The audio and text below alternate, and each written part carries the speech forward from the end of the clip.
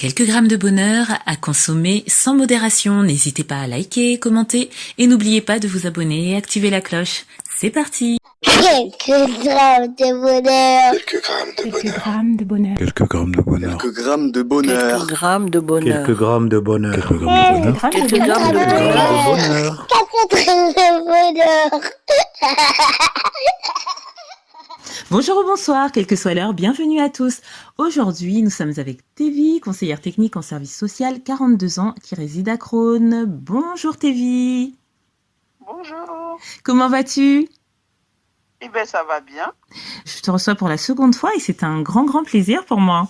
Le plaisir est partagé. Pour ceux qui ne te connaissent pas, tu es conseillère technique en service social. En quelques mots, vraiment succinct, en quoi consiste ce métier ?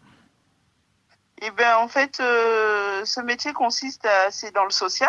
Oui. Moi, je suis de formation assistante sociale et consiste en fait à apporter un conseil technique à une équipe de travailleurs sociaux qui intervient pour ma part à l'éducation nationale au sein de collèges et de lycées. D'accord. Et la dernière fois, il ne me semble pas te l'avoir demandé. Sais-tu comment s'appellent les habitants de Crosne ? Les Cronois. Tout simplement. Cronois et Cronoises. Oui. Cela fait longtemps que tu résides là-bas ? Août 2016, 4 ans. Tu es une jeune Cronoise alors. Exactement. Tu y vis seule ? Ah ben non, tu n'y vis pas seule puisque la dernière fois tu nous as parlé de tes enfants. Alors peux-tu nous rappeler combien tu as d'enfants ? Eh bien, je suis mariée, j'ai 3 enfants, 15 ans, 12 ans et 6 ans, ma petite dernière. Et est-ce que le bonheur que tu veux partager avec nous a un lien avec eux ou pas du tout ? Eh bien, oui, il a un lien avec ma fille. Oui, donc la petite dernière. Oui, tout à fait. C'est un petit bonheur que j'ai pu à ressentir, en fait, c'est un ressenti. Quand en septembre, j'ai appris à ma fille à faire du vélo. Parce que pour moi, à son âge déjà, je trouvais que c'était un peu tard, 6 ans, bientôt 6 ans, pour apprendre à faire du vélo sans les roues derrière. Ah, c'est ce que j'allais te demander. Elle faisait déjà du vélo avec les petites roues quand même. Oui, elle faisait déjà du vélo avec les petites roues et c'est vrai que pendant le confinement, ça aurait pu être l'occasion et on ne l'a pas fait. En tout cas, j'y ai pas pensé. Et donc j'ai une amie qui m'a donné un vélo. Elle en avait déjà un mais qui était petit. Oui. Et donc qui m'a filé un vélo et de là, Héloïse a été partante pour enlever les petites roues et de foncer. Et c'est vrai que mon bonheur a été de la voir rouler par elle-même et de la voir heureuse en fait. Tout de suite, elle a enlevé les petites roues et elle a su en faire ? Oui, en fait, ça a été par, on va dire, en 2 temps. C'est-à-dire qu'on a commencé à déjà qu'elle puisse rouler en soulevant ses pieds, en fait. Oui. Et ensuite, pour qu'elle puisse trouver l'équilibre. Et après, Crosne, c'est une petite ville et on a un petit chemin qui est sécurisé. Oui. Du coup, et assez large d'ailleurs, qui est idéal justement pour pouvoir apprendre à faire du vélo. Et à partir du moment où elle a pu trouver l'équilibre, elle a foncé. Elle est bien évidemment tombée 2 ou 3 fois, mais c'est une battante, elle est persévérante. Donc elle a essayé et puis au bout de la 4e fois, elle est partie en fait. Elle est partie. Waouh, ça a dû être vraiment super pour toi de l'avoir volée de ses propres ailes, si on peut dire ainsi. Et ne sachant pas faire du vélo, on va dire de façon aisée moi-même, c'est vrai que pour moi, je trouve important que mes enfants puissent pouvoir justement avoir cette liberté-là de pouvoir pédaler et de pouvoir se déplacer en fait. C'est vraiment mon idée, c'était vraiment qu'elle soit pas plus jeune, elle apprend. Oui. Plus ça sera facile pour elle après en fait de pouvoir réellement rouler sur la route et pouvoir se déplacer, et pas forcément être obligé d'attendre un bus ou autre. C'est une forme pour moi l'amener vers l'autonomie. Voilà. D'accord, oui, on sent le travailleur social là derrière toi. Oui, On sent toute la réflexion que tu as eue, mais c'est génial. Et au moment où elle s'est lancée comme ça, tu avais des appréhensions, tu étais confiante. Dans quel état tu étais, oh, toi? j'avais des appréhensions, mais j'étais curieusement très confiante parce que, ayant eu deux grands garçons, Oui, deux garçons auparavant et qui ont réussi voilà, de façon aisée, j'ai pas eu d'appréhension parce que pour moi, elle va toujours finir par y arriver en fait. oui. Voilà.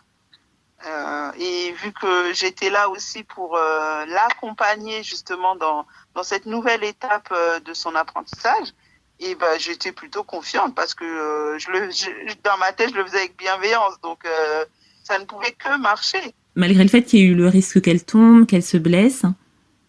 Oui, mais après, elle avait un casque, elle était protégée.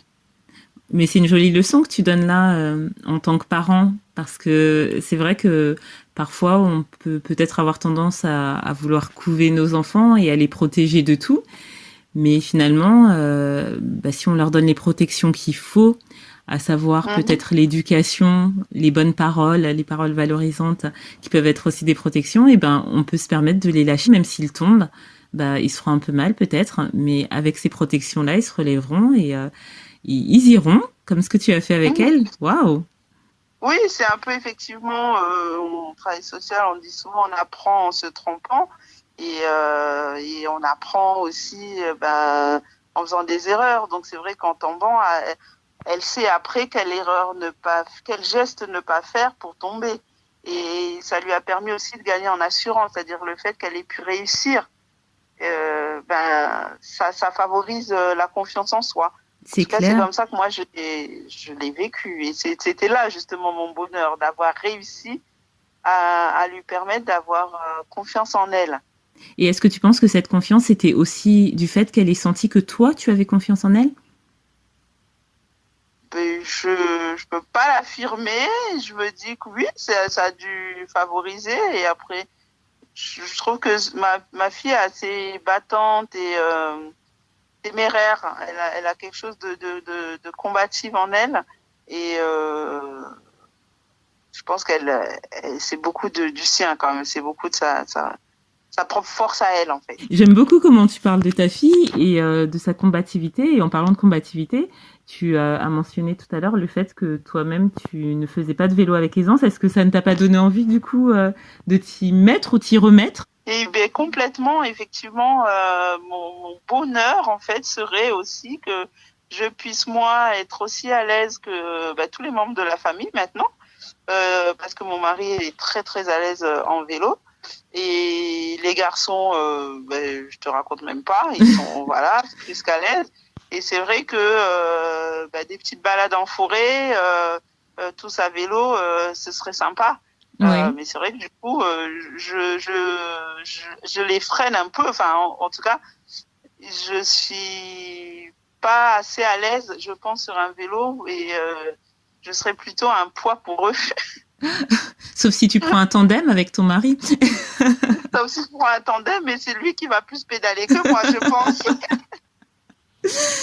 Ah, écoute, peut-être il faudrait faire l'expérience à l'envers, que ce soit tes enfants qui te donnent confiance, que tu sois bien armé et bien protégé pour que eux aussi éprouvent le bonheur que tu as eu avec ta fille.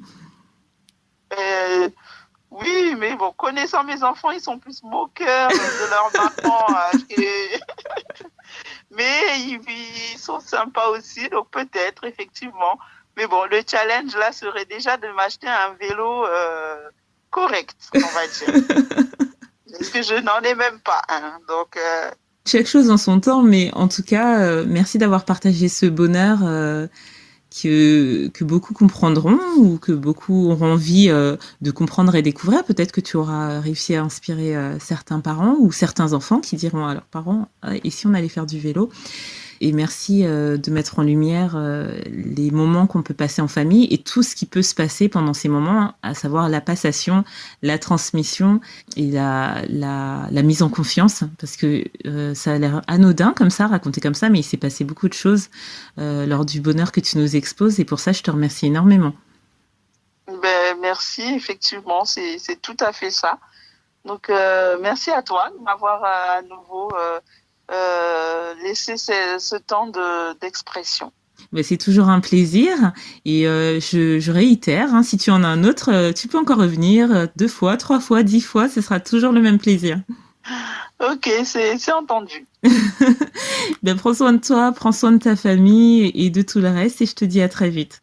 Merci, au revoir. Au revoir et n'oubliez pas vous autres, le bonheur aussi léger soit-il n'est jamais loin, alors sachez le voir, vous en saisir et l'apprécier. À bientôt. Quelques grammes de bonheur. Quelques grammes de bonheur. Quelques grammes de bonheur. Quelques grammes de bonheur. Quelques grammes de bonheur. Quelques grammes de bonheur. Quelques grammes de bonheur. Quelques grammes de Quelques grammes de bonheur. bonheur. 4 grammes de bonheur. Également envie de donner un peu de bonheur en partageant le vôtre ? N'hésitez pas à prendre un rendez-vous téléphonique avec moi pour une interview sur le lien suivant que vous trouverez également en barre d'infos. À très vite et n'oubliez pas de vous abonner. Merci.